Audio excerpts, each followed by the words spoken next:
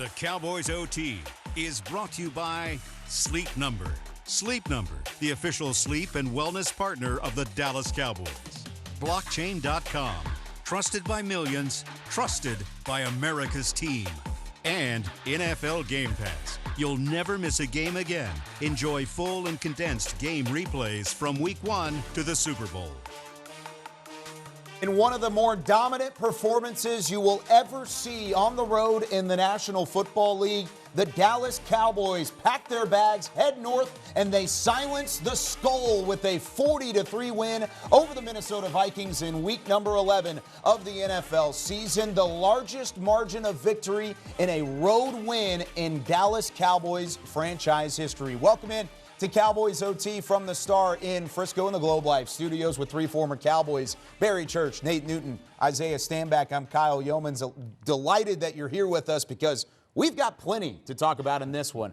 Offense, defense, special teams, all three phases got the job done in Minneapolis. And also, not to mention, that was a team that came in 8-1 on the season, and the Cowboys dominated from opening kick to the final buzzer. Yeah, without a doubt, Kyle, this was definitely a complete win by this team. Special teams, Maher came to do it. 4 for 4 with a long of 60. That he had to do it twice. I mean, that guy came to perform defensively. They got that swagger back. You saw the waves of the pass rush from Micah Parsons to Sam Williams to DeMarcus Lawrence out there. They were all coming after Kirk Cousins and making things hard. They shut down one of the most potent offenses in the National Football League, held them to 3 points. They got that swagger back. Offensively, they got right back to that formula. Let's lean on this ground game. Dak Prescott performed amazing with the play action. He was able to hit his receivers. Tony Pollard, you had a heck of a day, my man. 200 yards last week. Wow. Hey, defense, you played outstanding, but you know what? More importantly, the offense stepped in to help you. They had 37-plus minutes of time possession. They was 12 for 17 on third downs. When you have an offense that performs like that, when you have an offense that plays complementary to the strength of your team, hey, great job today, fellas. All I know is that you didn't see none of this today, and you didn't see none of them chains because Kirk Cousins, you had to hand them chains over to the defense today because them boys ran you back to the swap meet. Listen up, this offense did a great job, and because they did a great job getting up early, they were able to hand off this ball and really to control the game to this defense.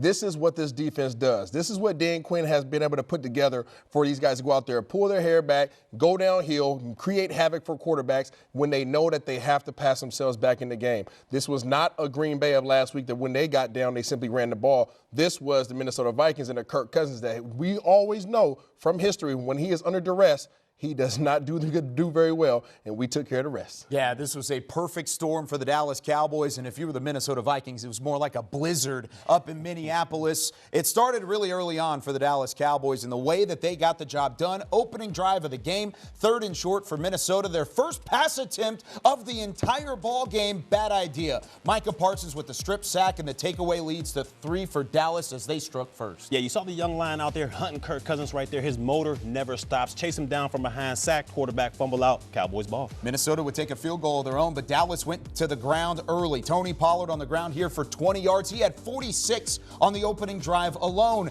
Then later in the drive, Ezekiel Elliott from 1 yard out punches it in, and the Dallas Cowboys take a 10-3 lead after the first quarter. Another field goal by Dallas and a defensive stop set up Tony Pollard again, this time from 30 yards out on the reception, and it put the Dallas Cowboys up 20-3, his first touchdown of the game receiving. Keep that in mind. We'll come back to it in a moment. Dallas stays aggressive because at the end of the half, the Vikings are taken down by Micah Parsons' second sack. Time running down in the quarter. However, Dallas gets the ball back with a couple seconds to spare. What do? They keep their foot on the gas. Driving from their own 30-yard line, Dak Prescott rolling out to his right, looks all the way downfield. C.D. Lamb on the toe drag swag inbounds, keeps the drive alive right at that target line for Brett Maher from 60 yards out. Money Maher connects, punches this one through, 23-3 going into the halftime break, right?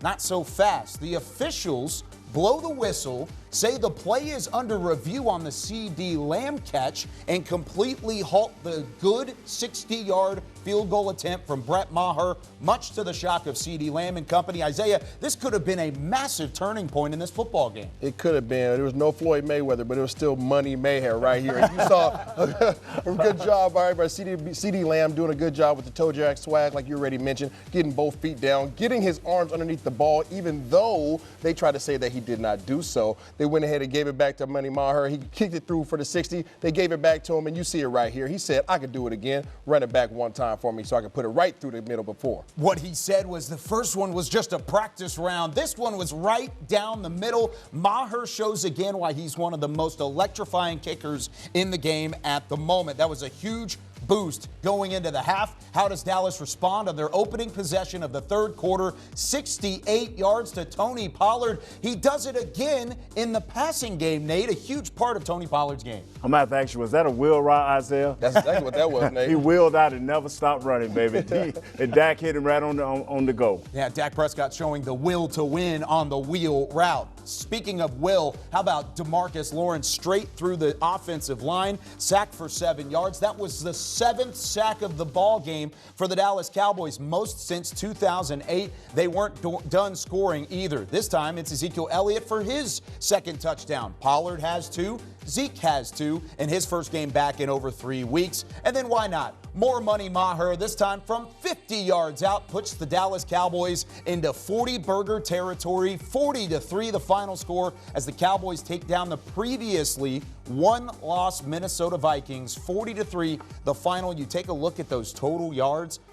Tony Pollard had 6 more yards himself from scrimmage than the entire Minnesota Vikings offense. As the Cowboys defense showed up, the offense certainly did so as well. And of course, we've seen plenty of Brett Maher here in this highlight to show the special teams unit did their part as well. We've got plenty more to come here for Cowboys OT at the Star in Frisco. When we come back, we hear some more post-game reaction and take a look at what went right for the Cowboys in Week 11.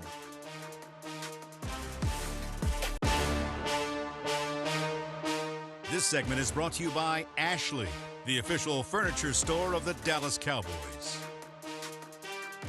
The Dallas Cowboys put up 40 points on one of the more loaded defensive units, at least what we've seen through the first 10 weeks of the NFL season, in the Minnesota Vikings. That came in at 8-1. Dak Prescott and company putting up massive numbers on the road at US Bank Stadium. Back here with Nate Newton and Isaiah Stanback. And let's talk about Dak Prescott to start things off. I'll start with you, Nate. What did you see from Dak that excited you the most? 22 of 25. There was the efficiency, but also the accuracy of what he was able to do throwing the football. You know, he didn't force anything. He made his reads. I mean, he was nice. What this guy did was, he was efficient. He was nice. He did what he had to do. He threw the ball to the right people. He found Tony Pollard several times, and he just had a great day. Yeah, I think that one of the things that I mentioned in the pregame show was that I was looking to see Dak be more consistent and more accurate, and that's exactly what he was today. You just mentioned his stats, Kyle, in 22 for 25, but it was the location of the balls that he was putting on the guys. He was putting it in their hands in a position where they can continue to run and do what we call yak yardage, okay, yards after catch. If you see the Tony Pollard pass up the sideline on the wheel route, he didn't have to stop, turn around, lose his momentum. He was able to catch it in stride and continue running, which allowed for him to have the touchdown. When guys have an edge, when guys have a little bit of a lead over the guys that are defending against them, it's important for the location to be where these guys can continue to do their job, and I think that's what he did a great job of today. Nate, whenever you saw Dak Prescott and what he did last week against Green Bay, did you see the type of improvement that you wanted to see from him in this matchup against the Vikings? It seemed like he had great communication with his wide receiver, CeeDee Lamb, especially when he threw that ball towards the end of the half. You know, when they had the 60-yard field goal, he made a great play there. He did what he had to do. I'm telling you, man, this guy, he let the ball loose. He made his reads, and he did all the proper reads.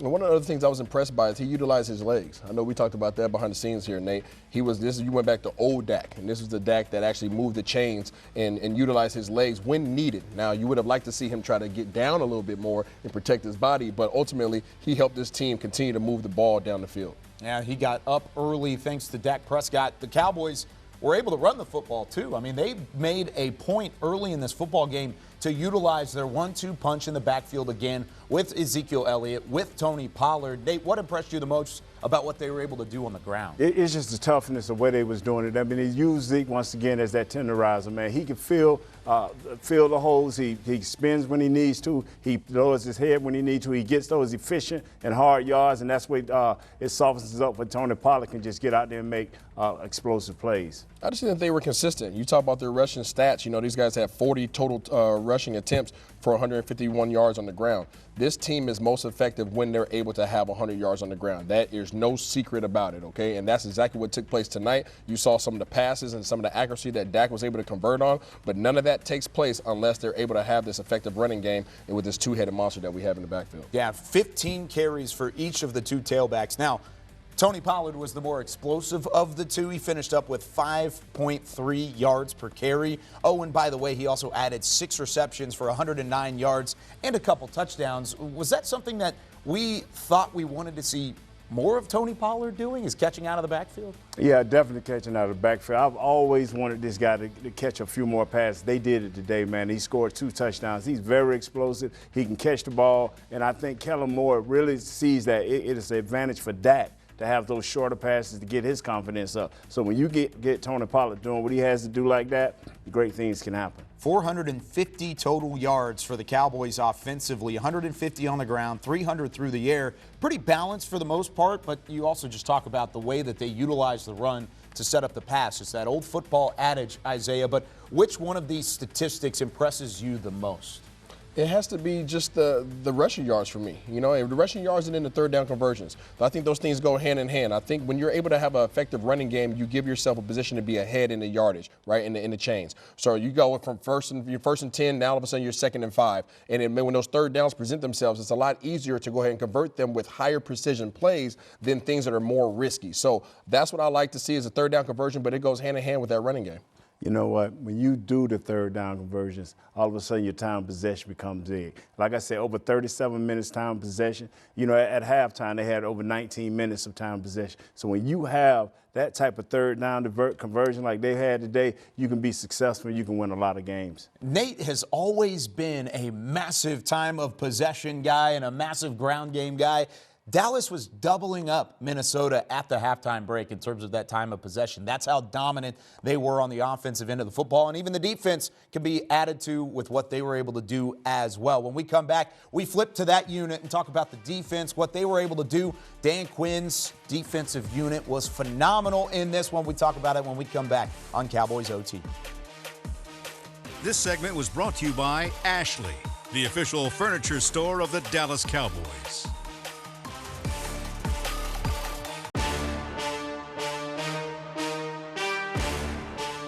A lot of things went well for the Cowboys on all 3 phases, but now we hone in on the special teams, or excuse me, the defense, I should say, because I'm already getting confused. All 3 phases were that good throughout this win. 40-3 over the Minnesota Vikings. Back here with Barry Church and Nate Newton. I'm Kyle Youmans. Now, Barry, we were just talking in the break. 1 of 11 Minnesota Vikings were on third down. Kirk Cousins finishes with just 105 through the air. Was this the best defensive performance you've seen all year? Whew. I would have to say so. 1 of 11 on third downs that they're holding this offense. This offense that was supposed to be one of the best in the National Football League. They held them to 1 of 11.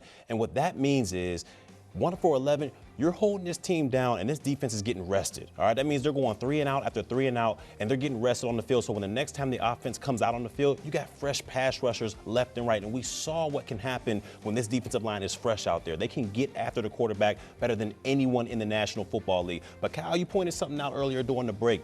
A lot of that has to do with the secondary. The secondary was locking down Justin Jefferson, Hockenson, those guys on the outside that were supposed to be so prolific. This secondary was locking them down, giving Kirk Cousins nowhere to go with the football. And when you have nowhere to go with the football, that defensive line, they're going to hunt you. And once you stop the run early, like they did, and they got behind, all of a sudden you got a 4-man rush, and you got 6 or 7 guys to drop back to help with these guys. Our safeties did a super job today. Jerron Kearse played well. Our corners played excellent, Cole. To be able to stop Thielen and to be able to stop Jefferson, hey, my hat's off to you, Diggs and Brown, especially you, Brown. Hey, came back off of what, a concussion? Yeah. Nice job. Yeah, it was good to have him back in the fold, and it allowed for a rotation of Kelvin Joseph and Deron Bland out there with Anthony Brown and with Trayvon Diggs as well. Diggs had a phenomenal game for the second straight week as well. But who do you credit the most in a performance like this? Because like you said, 7 sacks, the most that the Cowboys defensively have had since 2008. But with the linebackers playing well, secondary playing like they did, who gets the majority of the credit? Well, I don't know if, the Vikings, Kirk Cousins, owed his offensive line some money or whatever. They weren't blocking a soul out there. But to me, the credit got to go to Dan Quinn out there. The players played amazing, but he was able to put those guys in perfect position. We saw the sack that Curse had out there. He was making it look like he was man-to-man on Hockenson. The C's opened up, and he was able to go in there and green rush and blitz Kirk Cousins and get the sack.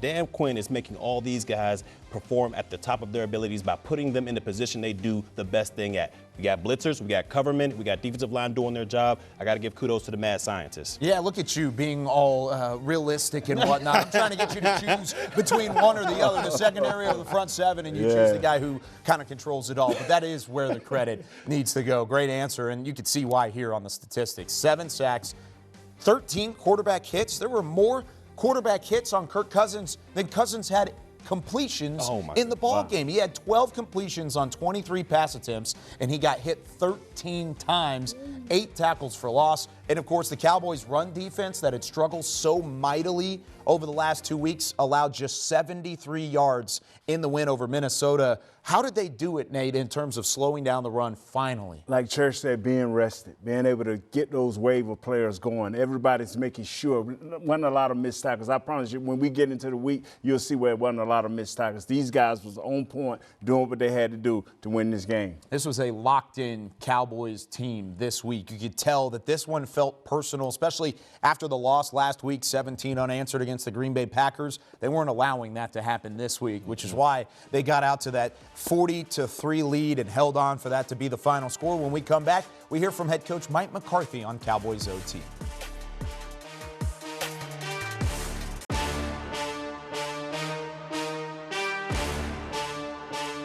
Welcome back into Cowboys OT from the Star in Frisco. Kyle Youmans back with you. Before we hear from Barry Church, Isaiah Stanback, and Nate Newton a little bit more about the Cowboys' 40-3 win over the Minnesota Vikings, let's hear from head coach Mike McCarthy, who's had his battles with the Vikings in the past, and now he's 3-0 against the Vikings with the Cowboys. Okay, David.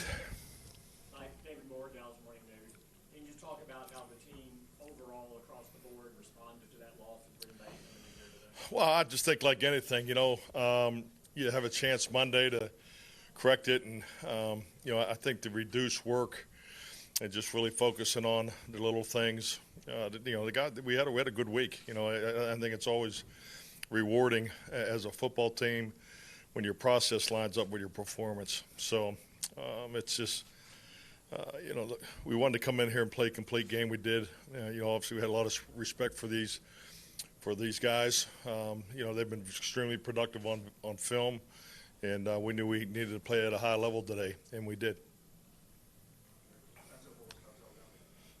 The combo of Tony and Zeke, how that works. Tony was still a big part of it. Zeke, short yardage guy. Just talk about that.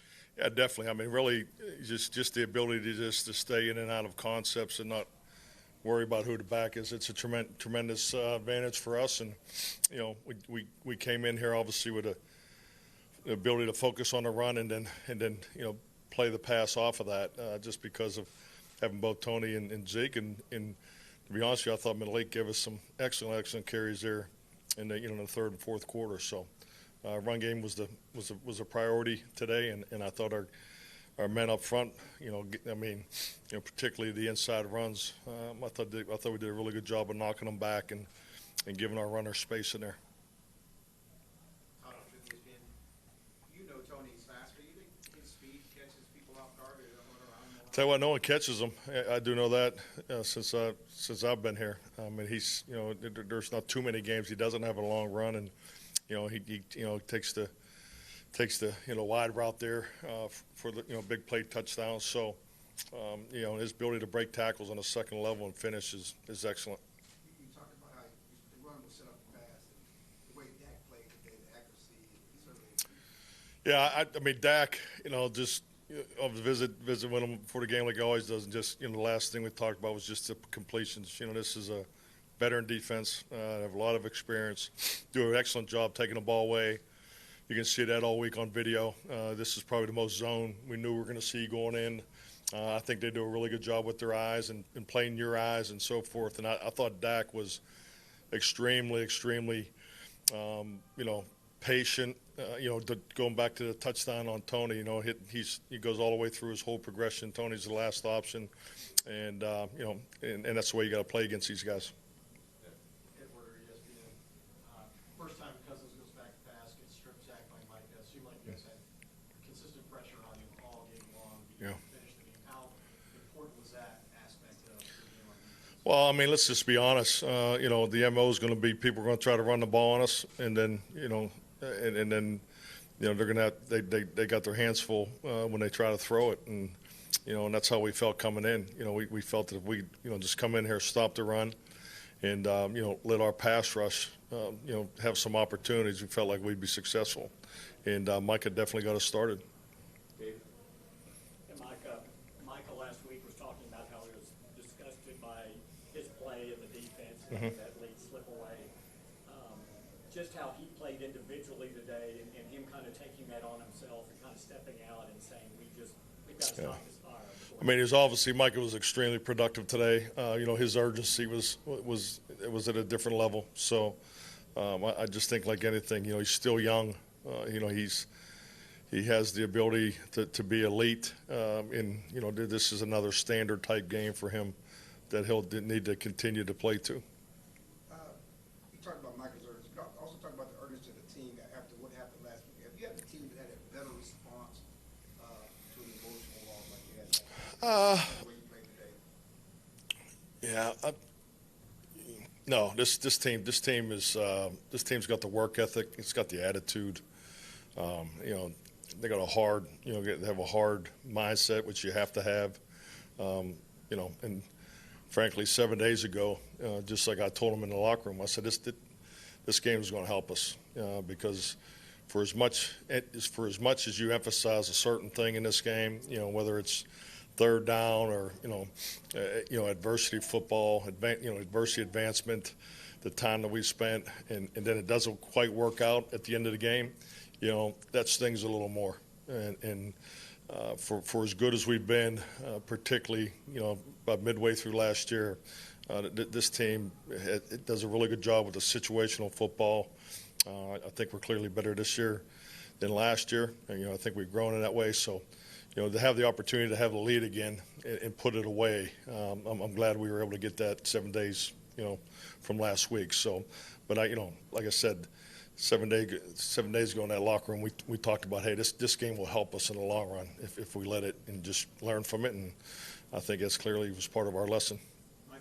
Dallas has had a lot of success at U.S. Bank Stadium against the Minnesota Vikings over the last couple of seasons. 3 straight wins in back-to-back years, 2020, 2021, 2022, all on the road, all against Minnesota, and it's also their 4th straight road win against the Vikings, the first time they've ever done that against an opposing team in a dome stadium. Back here with Barry Church and Isaiah Stanback. Barry, how much credit does Mike McCarthy get for going from Green Bay last week, a 31-28 loss in overtime, and having such a good week that this is the result against an 8-1 Vikings team? And I think he should get a lot of the credit because being the head coach, you get a lot of the blame, so you got to get a lot of the credit as well. And I think his coaching staff, this defense, this entire team felt disrespected about how things went down in Green Bay. Giving up that 2-touchdown lead and how Green Bay came back and got the victory. They felt disrespected about that, and this week they worked at it. They worked hard at it, and they came back with that right mentality. You've seen it on all phases of the game, special teams,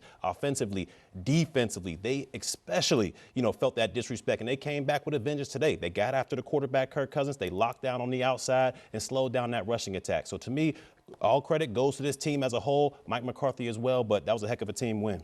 Mike McCarthy should get a lot of the credit, as you mentioned, if not all of it, seemingly just because of the fact he was able to turn this team's pain into another team's punishment.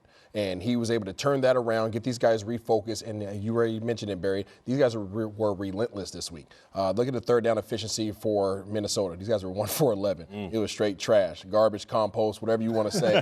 It was just because of the approach that this defense was taking, the complementary aspect, making sure that these guys were able to stay off the field. Our offense keeping Minnesota's offense off the field, because the recipe is run the ball, and keep Dallas off the field. That's what happened last week against Green Bay, and they were able to make sure that it did not reoccur today. It was the first time in nearly 50 years that a home team that had only one loss or fewer this late in the season had been underdogs at home. It was a 2.5-point spread, heavily criticized across the NFL. Instead, it turned into being the largest margin of victory this past century for a team against a team that's 8-1 or better. 40-3, the final score. The Minnesota Vikings fall to the Dallas Cowboys. And when we come back, big piece of that was Brett Maher. We go one-on-one as Haley Sutton catches up with the heroic kicker out in Minneapolis.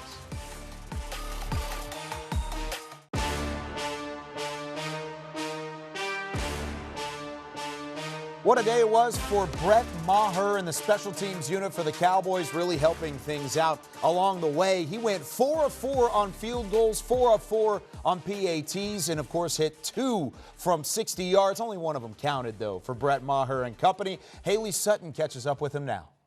All right, Kyle, thanks so much. I am currently joined by kicker Brett Maher. Brett, another phenomenal game from you today. I know we spoke a couple weeks ago just about how well things are going for you. After today's performance, how are you feeling? Just making a big impact, making those big kicks down the stretch. Yeah, it feels good, I thought that was a great team win for us. And the operation was fantastic. Matt, Brian did an awesome job giving me good, clean looks, and, I was able to do my part. When we spoke on 1st and 10, we talked about what it's like taking the approach to making those big field goals, the 60-yard one in particular today. You mentioned to me it was more of just getting to show off your stuff. How much of today was showing off, especially when you get iced and then knock it down the middle on that second 60-yard attempt? Yeah, that was a weird one. It made it a lot very satisfying. Not going to lie about that, but that was an interesting situation to not have that come from like a timeout from the other team and have it take so long. So I thought I did a good job of getting myself back to where I needed to be and then hitting the second one. You hit 4 field goals today, 27, 53, 60, and 50, particularly on those last 3 being further out. How much more comfortable are you feeling being able to really hit a field goal from anywhere? I feel like I'm in a good spot right now, mentally, physically, with our operation. I don't think it matters where I'm going out on the field. You take that approach of hitting a good, clean ball, having a good operation, and putting it through and putting points on the board for our team. And you now have the most 50-plus yard field goals made in team history for the Dallas Cowboys. You're up with guys like Dan Bailey. When you hear those numbers, when you hear those accomplishments, how does that reflect on you and how does that make you feel? I didn't know that. That's pretty cool. This is a very storied organization, and I feel very fortunate to be able to be a part of it. So to have something like that pop up is definitely very cool. Aside from what you were able to do kicking-wise, this was just a really good team win for everybody. How good does it feel, rather, to get this win out of the way? Yeah, it feels great. It's a lot of fun being in the locker room. I think the challenge for us is to put it behind us and get to work. We've got a short week here with a big divisional game, so definitely enjoy this one, but understand what's in front of us also. Awesome. Brett, thank you so much. Congratulations on your performance today. Congratulations on getting all of those fantastic field goals. We look forward to chatting with you when you get back. All right. Thank you very much. Kyle, I'll send it back over to you. Thank you very much, Haley. And if you were a fantasy football player, you probably loved having Brett Maher on your team, or maybe you hated playing against him. He had 29 fantasy points because of his performance today. That was the second most in the history by any kicker in the NFL. 29 fantasy points, pretty good along the way. But the Cowboys Nation certainly just loves the fact that he converted the way he did. When we come back, talk about another guy who converted at a high rate. That's Dak Prescott. We hear from QB1 when we come back with more Cowboys OT.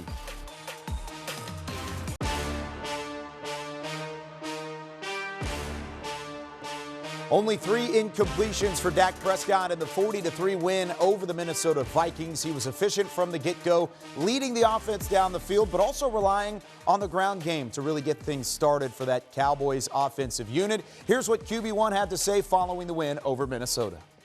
David Moore, Dallas Morning News. You talk about tonight scoring the first 7 possessions to start the game, just the level you and the offense were playing coming into this game. Yeah, just focused. Obviously, after last week, I had a good week of prep and just wanted to come in and set the standard and the expectation that I've talked about, that we have for ourselves. And just as you said, just being able to go and get points on the first 7 drives. Honestly, was just staying in the moment as all the guys were, and honestly couldn't have told you that. And I think that's just credit to us just being dialed in and staying within each play, taking it play by play, giving our best, and resulting in points on those drives that obviously gives us a lead and allows the defense to go and hunt. Hey, Dak, Patrick Walker, DallasCowboys.com. You guys leaned on Ezekiel Elliott real heavily on that first offensive drive. Can you talk a bit about how you guys use him as an identity to establish running the ball and it just kind of went off from there? Yeah, physical runner. Obviously starts up front, just as we've talked about, getting double teams, allowing Zach, Terrence, Tyler, Connor, and Tyler to keep their shoulders square, and then Zeke and to do the rest, honestly, and to make those guys, those double teams work. And he's a physical runner, and obviously having him back, being able to set that tone early, just kind of gives us the attitude that we want and how the game's going to go. And so just being able to do that, I think defense understood what kind of game it was, and we're able to just to continue to build off of that. ESPN, you said this week that you thought maybe you should get out of the pocket more and bring your mobility into play. You did that, it seemed like, tonight. What kind of factor is that? And do you really think you're getting any better at getting out of bounds and sliding and protecting yourself? Yeah, I do. And yeah, I mean, as I said, it's just about knowing that I can go get 3 or 4, just stay ahead of the change, even getting back to the line of scrimmage. On the first one, it's huge. Just not putting us in negative situations, making it easier on the play caller, and just us as an offense, just continuing to move forward. That's better than an incompletion. So just being able to do that, I think is going to pay us big going forward. Dak, Todd Archer from ESPN. You know how fast Tony is. Yeah, for sure. How do defenses seem to not know how fast he is? It's not my problem. They should turn on the tape and check him out. I mean, obviously, if it's him breaking runs from in the backfield or him catching the ball on swing routes or go balls, I've continued to say that guy's special. He can do a lot of different things to help this offense and this team, and he's just continuing to show up day in and day out. On the long touchdown, did you know you were going to him, or is that Mike was saying that's your last read in that play? Let's give credit to Kellen there. That was a great play call right there by Kellen. Saw exactly what we wanted. That's the matchup we're going at when we saw him in that defense. That touchdown's pretty much all Kellen as much as it is the pass and Tony on the catch and the run. So, I mean, that was just perfect timing. Got the look we wanted, and we were just able to execute it at that level. Pat Tony, NBC Dallas. Can you speak to just how different the noise level was in the stadium from the beginning of the game to the middle of the second quarter? It seemed like it went from one of the loudest we've seen to just silent. Did you guys feel that? Yeah, definitely. Obviously, knowing coming in, we knew the type of environment this place can have. Causing ruckus just with the sound and just with the way that the fans get into it, the Skol chant, it sets up for a great atmosphere. But credit to the guys in that huddle. Different guys were saying different things on different drives about, you know what I mean, just getting us going and staying focused. And one of the guys says, hey, let's send some fans home early in the second half. And I think that's to your point. Those guys felt that whether they got up and left. They got quiet and just allowed us to play to our tempo and just to play to our standard. And it was great. And then that catch by CD just before the end of the half along the lines, I mean, that was huge. It seemed like to make it a 3-score game at that point. What did you see on that play, and what did you see from his catch? I mean, just an outstanding moment for him, it seemed. Yeah, I mean, he framed it. I don't understand why there was a review, but yeah, that happens. But yeah, I mean, he got out. We got got open, found a zone, kind of sat in it, and yeah, just were able to give him a chance. And yeah, from the moment he framed it up, 2 feet down, incredible concentration and catch by him that set up for a huge two field goal attempts for Brett there, continuing to be money. Joe Trahan, WFAA TV. When you were out, Dak, you said while watching the game, you could see how simple it could become. Was tonight a good example of what you were talking about? Yeah, sure. And just going along with obviously being able to use my feet just to stay ahead of the chains of when things aren't there. Everybody just played well tonight, and it starts with the focus and our preparation throughout the week and just how we came in, as I said, taking it play by play, heightening the focus, and then the finish. You can come take over, please. Back here with Nate Newton, Isaiah Stanback, Cowboys OT continuing on after the 40-3 win for the Cowboys over the Minnesota Vikings. And we've talked about the weapons. We've talked about Dak Prescott, Tony Pollard, Ezekiel Elliott. We've got to give credit where credit is due, and that's the big guys up front, Zach Martin, Tyler Smith, Terrence Steele, Tyler Biotish. Those guys had a phenomenal game, moving guys out of the way defensively. Nate, what did you think about the offensive line's performance? They were perfect. I mean, they had Zarius Smith and they had Donnell Hunter. Those guys are great pass rushers. How do you stop pass rushes? By rushing the football. They ran it today 40 times, over 150 yards, so at 3.8 average. So these guys did a great job. They were physical. They handled the situations right. And even when they put Donnell Hunter and Zarius Smith on the same side and tried to run games to no avail. They had a great day, punishing day. Yeah, that's exactly right. These guys punish all day long, and they control the line of scrimmage. And anytime you control the line of scrimmage, you control the game, not only in the ground game, but also in the passing game. What does it allow for? Well, it allows for you to have a Tony Pollard in the backfield and go ahead and run him on wheel routes out the backfield because you no longer need him for protection. So as soon as you have that protection up front, you allow yourself to start having these bigger plays, and Kellen Moore is able to open up that deep playbook that he has so they can get to these big-time plays like he had today. And that's a credit to Joe Philbin and the offensive coaching staff of allowing for, as the season has gone along. I mean, you think about what they've done since week 1 to now in terms of that offensive line and the way that they played. That is a huge plus for this offense as they head into the second half of the NFL season. When we come back, talk about a guy who was really good today. It was Micah Parsons again. He continues to just tear up the National Football League. We hear from Micah when we come back.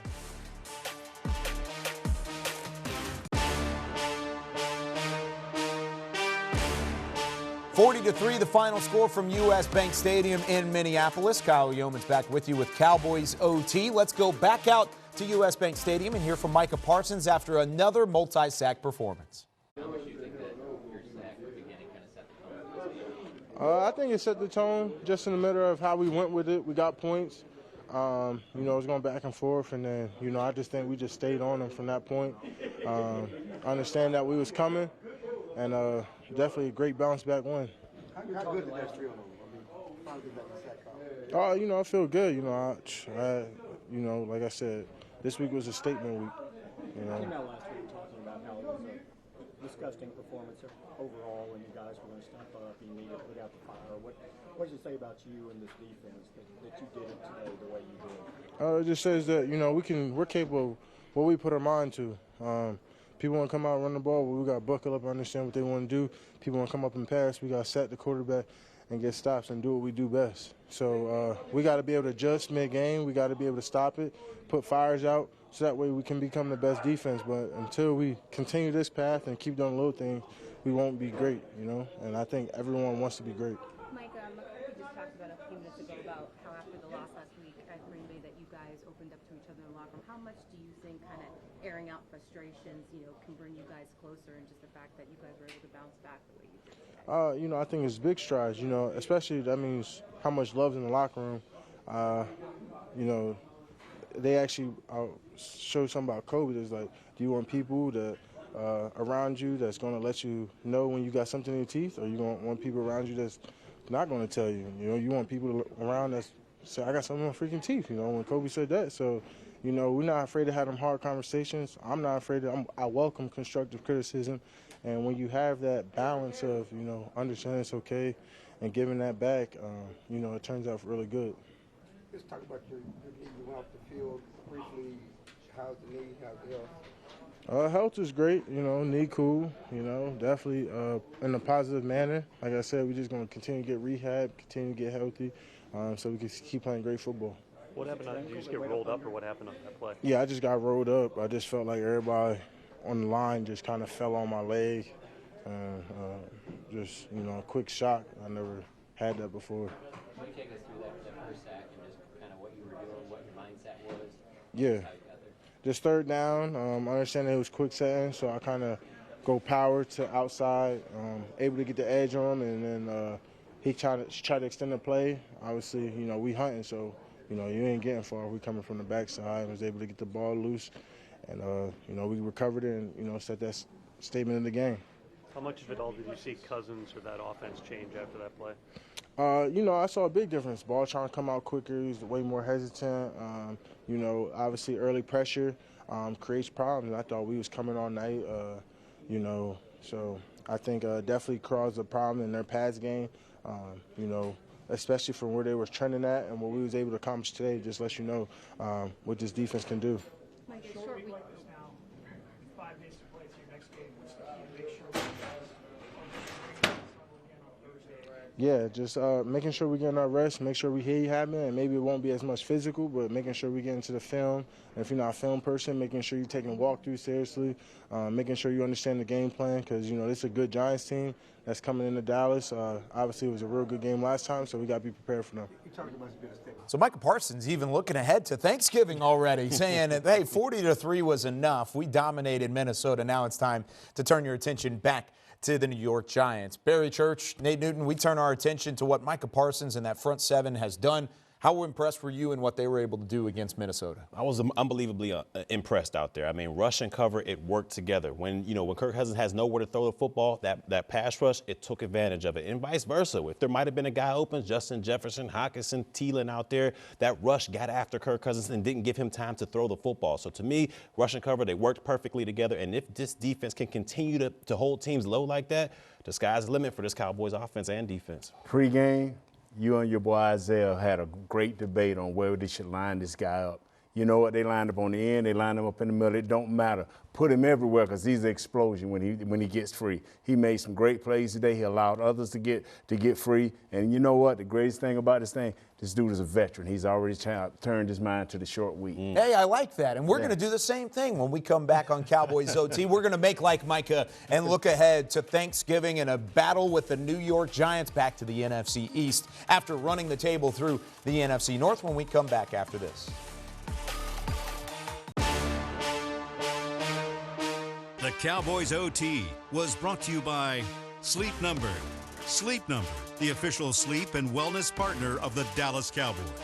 Blockchain.com, trusted by millions, trusted by America's team. And by NFL Game Pass. You'll never miss a game again. Enjoy full and condensed game replays from Week 1 to the Super Bowl. For the third straight year, the Dallas Cowboys feel right at home at U.S. Bank Stadium in Minneapolis, this time with the largest road margin of victory in franchise history. 40-3 the final score as the Cowboys take down the previously 8-1 Minnesota Vikings to improve to 7-3. Back here with Barry Church, Nate Newton, Isaiah Stanback. I'm Kyle Youmans as we wrap things up here on this edition of Cowboys OT. And now look ahead to the New York Giants. Giants coming off of a big loss today, a blowout loss of their own to the Detroit Lions. How do the Cowboys have a repeat of performance of what happened today and not a repeat performance of what happened last week against Green Bay? Well, they have to stick to that formula like we've seen this year, all right? Dak Prescott, throw the football marginally 25 times. Lean on your ground game. We've seen Tony Pollard and the crew, they rushed the ball 40 times out there. Defensively, keep doing what you're doing. Get after that quarterback. Get that swagger about you. We've seen it back today. Keep it going for the rest of the season. But basically the same thing you did today, defense. Corral Saquon Barkley, keep him because Jones can beat you. Go back and watch the last time you played him. Go out there and watch the last time you played him. That's all the motivation that you need. See that on film, get angry, do the same thing that you did this week in terms of going back and looking at that Green Bay game and make sure that it doesn't happen the next time you step on the field. Yeah, they're going to have a chance to really make some noise in the NFC East. They're 2 games back at the moment of the Philadelphia Eagles, but with the Giants lost today, and of course they have a game over New York Technically, the Cowboys are in second place in the division and, of course, trying to close the gap with Philadelphia. For Barry Church, Nate Newton, Isaiah Stanback, Haley Sutton, I'm Kyle Youmans. That does it for us on Cowboys OT following the 40-3 win for the Cowboys over the Vikings.